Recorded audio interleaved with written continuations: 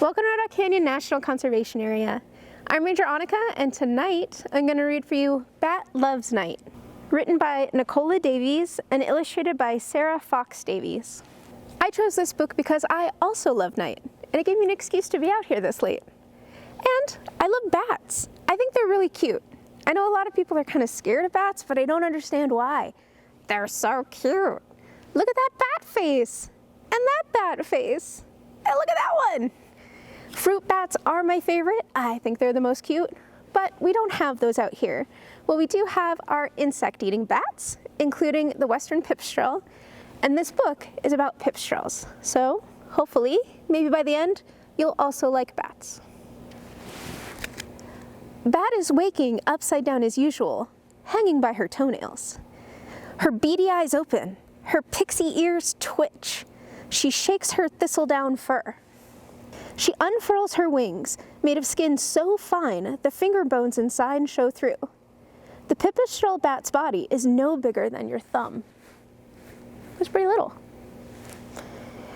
A bat's wing is its arm and its hand, 4 extra long fingers wrapped in the skin of the wing.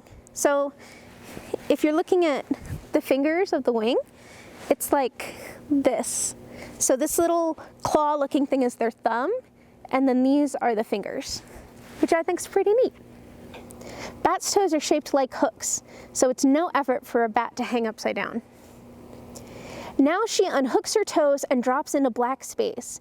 With a sound like a tiny umbrella opening, she flaps her wings. Bat is flying. Out under the broken tile into the nighttime garden, or the nighttime desert. Over bushes, under trees, between fence posts, through the tangled hedge, she swoops untouched.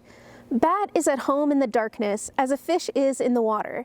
She doesn't need to see. She can hear where she is going.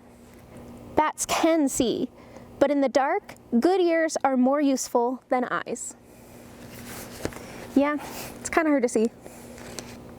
Bat shouts as she flies, louder than a hammer blow, higher than a squeak. She beams her voice around her like a flashlight, and the echoes come singing back.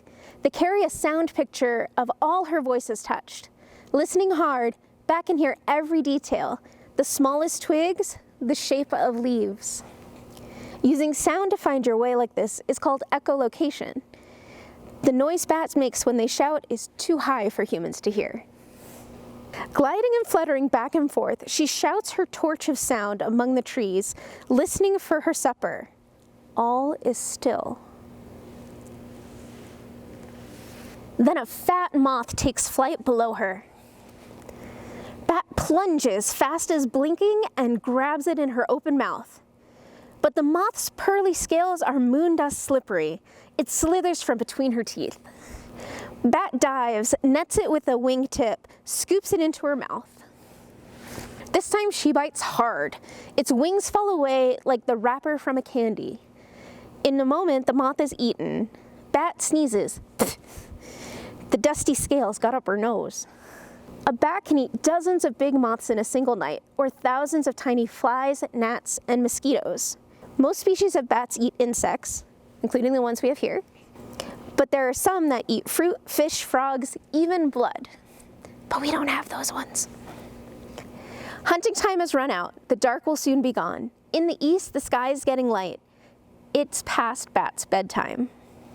The place where bats sleep in the day is called a roost. It can be in a building, a cave, a tree, so long as it's dry and safe.